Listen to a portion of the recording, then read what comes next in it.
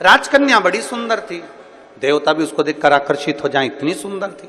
पिता के मन में थोड़ा सा भाव जागृत हो गया। पिता के मन में लगा कि मेरी बेटी, इसका विवाह करना है मुझे, और मैं विवाह करना, इतनी सुंदर है, इतनी सुंदर है। अब मैं किसी ज्योतिषी को बुलाऊं और ज्योतिषी को बुलाकर इसको जरा दिखाऊं कि मेरी बेटी का भाग्य क्या कहता है।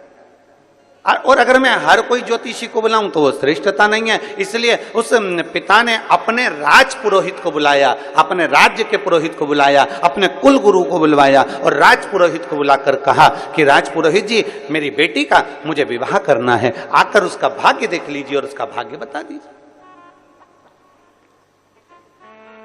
और बेटी, राजकन्या का एक नियम सबसे प्रबल था, सबसे प्रबल नियम था राजकन्या का कि वो शंकर के मंदिर के पुष्प को उठाकर उन्हीं पुष्प की माला बनाकर, उन्हीं पुष्प का श्रृंगार बनाकर शंकर को पिना देती थी, शिवलिंग का श्रृंगार कर देती उसी पुष्प से।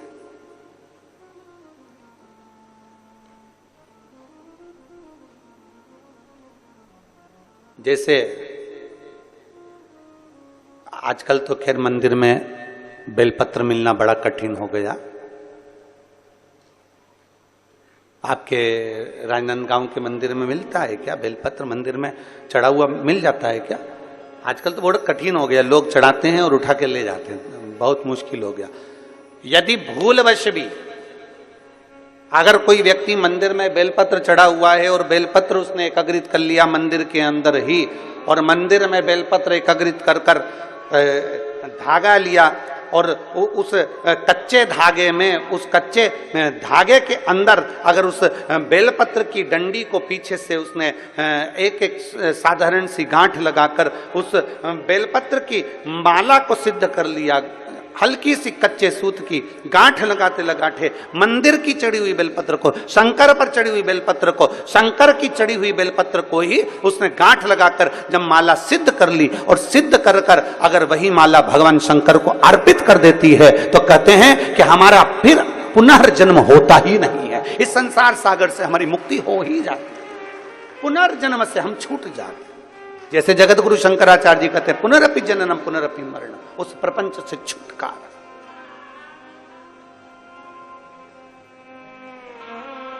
अब कई लोग ऐसे होते हैं कि वो पत्ती में छेद कर देते हैं, नहीं, शिव महापुराण की कथा कहती है चाहे बेलपत्र हो चाहे तुलसी पत्र हो, चाहे बेलपत्र हो चाहे तुलसी पत्र हो, इन दोनों पत्ती के अंदर सुई को नहीं पिरोना चाहिए।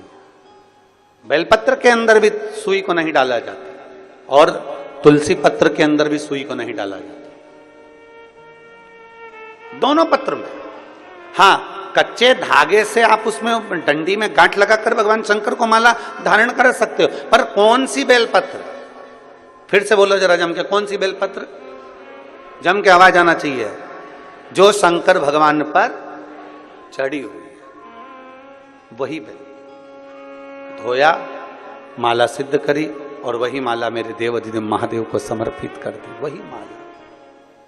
नमामि शमीशा निर्वाण रूपम विभुम व्यापकम ब्रह्मवेद स्वरूपम।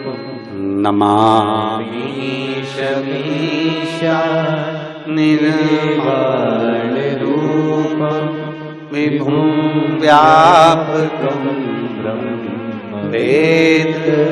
स्वरूपम। नमः शिवाय, ओम नमः शिवाय, नमः शिवाय, ओम नमः शिवाय। नमामि शमीशा निर्वाण रूपम विभुम व्यापकम ब्रह्मवेद स्वरूपम। नमामि शमीशा निर्वाण रूपम विभुम व्यापकम ब्रह्मवेद। शिव को चढ़ा हुआ पुष्प शंकर को वापिस समर्पित, शंकर का बेलपत्र शंकर को वापिस समर्पित, तेरा तुझको अर्पण क्या लागे मेरा, मेरा है क्या।